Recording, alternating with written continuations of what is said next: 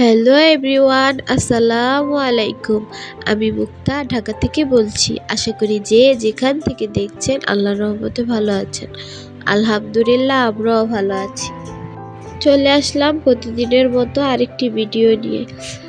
এখানে আমি সকালের নাস্তা বানিয়ে নিচ্ছিলাম। সকালে অনেক লেট করে উঠেছি, তো তাই আমি গোলা রুটি বানিয়ে নিচ্ছি। আজ আপনাদের ভাইয়াকে বলছি যে আমি গোলা রুটিটাই করব। সবাই যেহেতু অনেক দেরি হয়ে গেছে, প্রায় 10:30 থেকে 11টা তখন। তো এখানে আমি গোলা রুটি বানিয়ে নিচ্ছিলাম। আজকের বয়সটা আমার একটু অন্যরকম আসতে পারে, আমার অনেক ঠান্ডা লেগেছে আবার। আর আমি কালকে ভয়েস যখন দিচ্ছিলাম ভিডিওতে, তখন থেকে আমি অনেক অসুস্থ হয়ে গেছি। আমার শরীরে কেমন যেন অস্থির লাগে আর অনেক বমি হয়েছে। তো আবার কেন এমন হচ্ছে আমি জানি না, মাথা ঘুরায়, অনেক শরীরটা দুর্বল। তো আমার জন্য সবাই দোয়া করবেন। এখানে আমি 4টা গোলা রুটি করে নিচ্ছিলাম। বাবুর জন্য করেছিলাম ডিম সিদ্ধ, বাবু এই নাস্তাটা খাবে না, তো বাবুর জন্য ডিম সিদ্ধ আর আমাদের জন্য গোলা রুটি আর প্রতিদিনের মতো চা। এটা তো আমার তো প্রতিদিনের নাস্তা, আমার আপুরা ভালো করে জানে। তো এখানে আমি পানি ফুটিয়ে নিয়েছি, এখন চা পাতা দিয়ে দিব। চা পাতা দিয়ে করে নিব, বলক দিয়ে দিব। বলক আসলে আমি কাপে চিনি দুধ দিয়ে আমি এখানে চাটা ঢেলে দিয়ে দিব। তো এখানে চা হয়ে গেছে, আপনাদের ভাইয়াকে আর আমি খেয়ে ফেলবো। আমি তেমন খাইনি, আমার শরীরটা আসলে সকাল থেকেই খারাপ লাগতেছিল। তো সারাদিন ভালোই ছিলাম, ফ্রিজ ক্লিন করলাম, কত কিছু করলাম, ভালোই ছিলাম। হঠাৎ করে কেন যে এমন হলো আমি জানি না। বয়স দেওয়া অর্ধেক দেওয়ার টাইমে আমার অনেক খারাপ লাগতেছিল। আমার বয়সে কেউ বুঝছে কিনা আমি জানি না। নিঃশ্বাস কেমন বন্ধ হয়ে আসছিল, কি যে লাগছিল আল্লাহ। তা এখন একটু সুস্থ, আলহামদুলিল্লাহ, আল্লাহ সুস্থ করে দিবে ইনশাল্লাহ।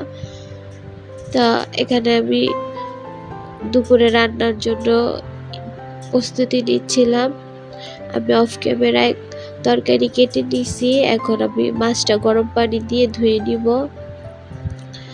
আপনাদের ভাইয়া কালকে আমার আম্মুর বাসায় থাকা অবস্থায় আমি তখন ভয়েস দিচ্ছিলাম। আম্মুর বাসায় থাকা অবস্থায় আমি অসুস্থ হয়ে গেছি।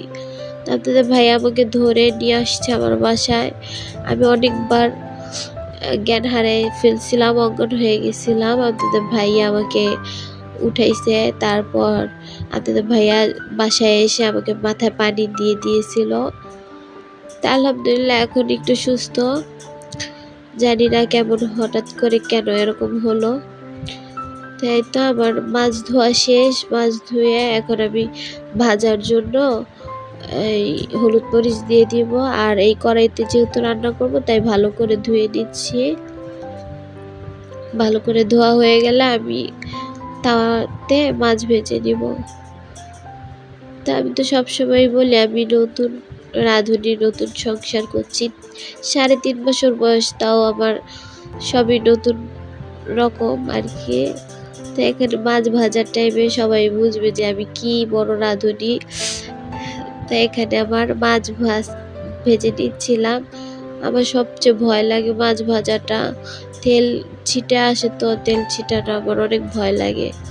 তো এখানে আমার হয়ে গেছে। আমি আজকে তেলাপিয়া মাছ দিয়ে পটল আলু দিয়ে রান্না করব।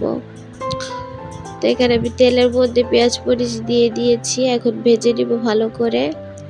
তো এই পর্যায়ে আমার প্রতিদিনের মতো সেই পুরনো কথা বলে নিচ্ছি। আমার ভিডিওর কোনো জায়গায় কোনো অংশে আপনাদের যদি একটু ভালো লাগে প্লিজ একটা লাইক করে দিবেন। আর এই ছোট্ট বোনটার পাশে থাকতে প্লিজ একটা সাবস্ক্রাইব করে দিবেন। আর যারা আমাকে এখন পর্যন্ত ভালোবেসে যাচ্ছেন তাদেরকে অসংখ্য ধন্যবাদ। এখানে আমি পেঁয়াজ ভেজে নিছি। ভেজে নেওয়ার পরে আমি কষানোর জন্য অল্প পানি আর মশলা দিয়ে দিয়েছি, সব পদের মশলা, হলুদ মরিচ লবণ ধনিয়ার গুঁড়ো। তো এখানে একটু কষিয়ে আমি এখন সবজি দিয়ে দিয়েছি, এখানে পটল আলু দিয়ে দিয়েছি। এখন এগুলা আর কি করার জন্য, কষানোর জন্য আমি পানি দিয়ে দিয়েছি। তো আমার কথাবার্তা ভিডিওর কোথাও ভুল ত্রুটি হলে ক্ষমা সুন্দর দৃষ্টিতে দেখবেন।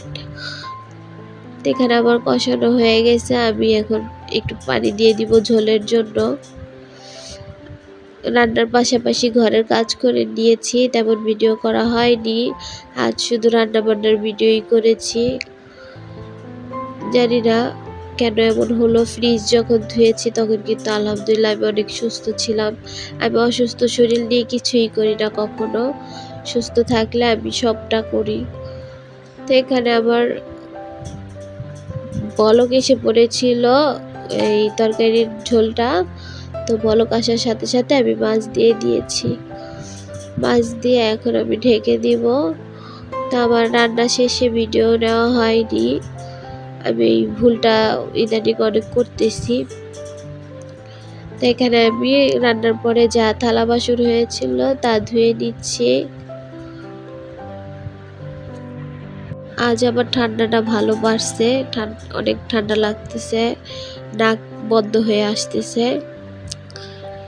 এটা আমার শেষ, থালা বাসন ধোয়া শেষ হলে আমি সিঙ্কটা ক্লিন করে নিব। এখানে আমি থালা বাসন সব ধুয়ে নিচ্ছিলাম, অল্পই হয়েছিল যেহেতু সকালের নাস্তা আর দুপুরে রান্না বান্নাতে তেমন থালা বাসন হয় না। বলতে বলতে আমার থালা বাসন ধোয়া হয়ে গেছে। সবার সুস্বাস্থ্য কামনা করে আজ এই পর্যন্ত। আল্লাহ হাফেজ, আসসালামু আলাইকুম।